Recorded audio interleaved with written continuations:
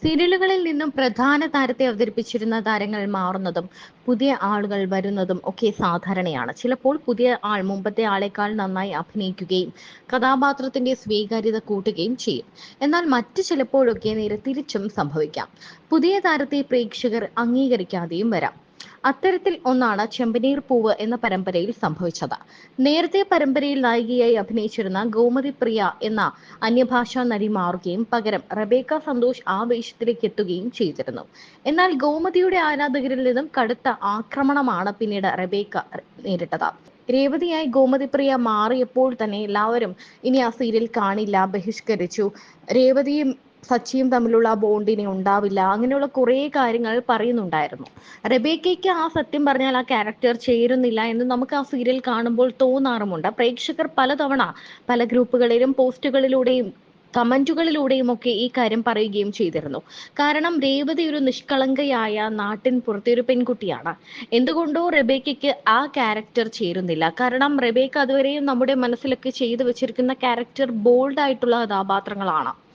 കസ്തൂരിമാൻ എന്ന സീരിയലിലെ കാവ്യ എന്ന കഥാപാത്രം ഒരു വലിയ ബോൾഡ് ആയിട്ടുള്ള ഒരു ക്യാരക്ടറാണ്. ആ കാവ്യയായിട്ട് ഇന്നും പ്രേക്ഷകർക്ക് റബേക്കയെ ഇഷ്ടമാണ്.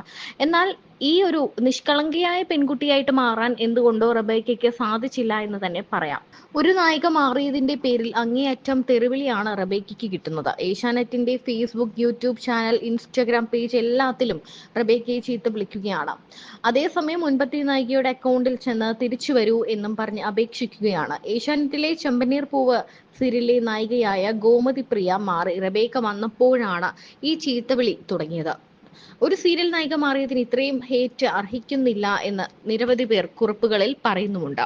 എന്നാൽ രേവതിയായി ഗോമതി പ്രിയ മടങ്ങി വരും എന്ന സൂചനകളും പുറത്തു വരുന്നുണ്ട്. കാരണം കഴിഞ്ഞ ദിവസം റബേക്കയ്ക്ക് ഒരു അവാർഡ് ലഭിച്ചിരുന്നു. അതിന് താഴെ നിരവധി പേര് വിമർശനവുമായി എത്തിയിട്ടുണ്ട്. ഓരോ താഴ്ചയും വിജയത്തിലേക്കുള്ള കാൽവയ്പാണ് എന്ന് പറഞ്ഞുകൊണ്ടാണ് റബേക്ക ഒരു കുറിപ്പ് പങ്കുവച്ചത്.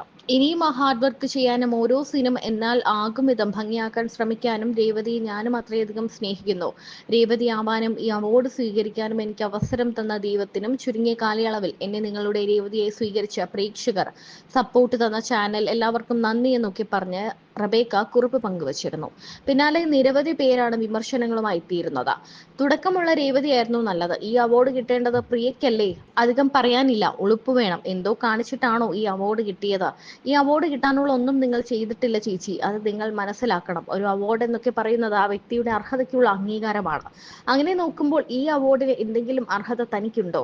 കഴിഞ്ഞ 8 മാസത്തെ കഷ്ടപ്പാട് കൊണ്ട് പ്രിയയല്ലേ ഈ രേവതിക്ക് ജീവൻ നൽകിയത്? അപ്പോൾ ശരിക്കും ഈ അവാർഡിന് അർഹ പ്രിയ തന്നെയാണെന്നാണ് പ്രേക്ഷകരൊക്കെ പറയുന്നത്.